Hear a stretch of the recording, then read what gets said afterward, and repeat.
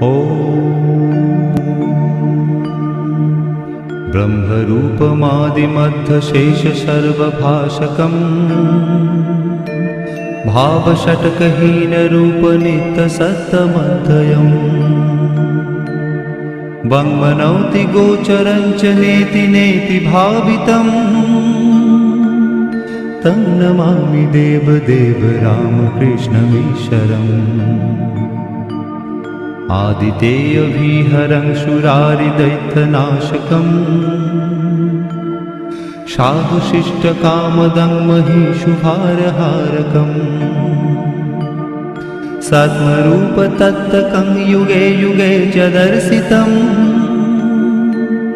तं नमामि देवदेव रामकृष्णमीश्वरम्